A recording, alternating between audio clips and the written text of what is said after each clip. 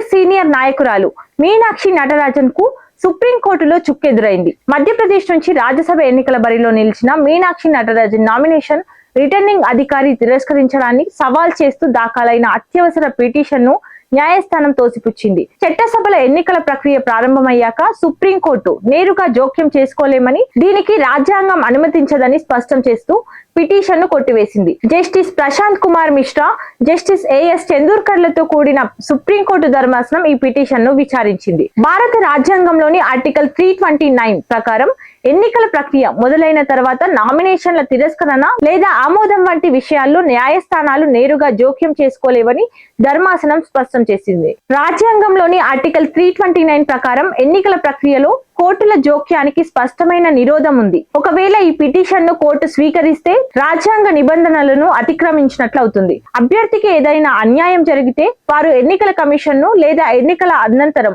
హైకోర్టులో election petition ద్వారా సవాల్ చేయవచ్చని ధర్మాసనం పేర్కొంది. మధ్యప్రదేశ్ నుంచి రాజ్యసభ స్థానానికి కాంగ్రెస్ అభ్యర్థిగా మీనాక్షి నటరాజన్ నామినేషన్ దాఖలు చేశారు. అయితే ఆమె సమర్పించిన అఫిడవిట్ లో తెలంగాణలో పెండింగ్ లో ఉన్న ఒక ప్రైవేట్ కేసు వివరాలను దాచిపెట్టారంటూ బీజేపీ అభ్యర్థి మహేష్ కేవట్ రాష్ట్ర బీజేపీ ప్రధాన కార్యదర్శి రాహుల్ కొఠారి రిటర్నింగ్ అధికారికి ఫిర్యాదు చేశారు. తెలంగాణకు సంబంధించి ఒక ప్రైవేట్ ఫిర్యాదులో మీనాక్షి నటరాజన్ పేరుంది. అయితే కాంగ్రెస్ లీగల్ సెల్ వాదన ప్రకారం ఆమెపై ఎలాంటి క్రిమినల్ ఎఫ్ఐఆర్ కానీ కోర్టులో ఛార్జీ షీట్ దాఖలు కాలేదు.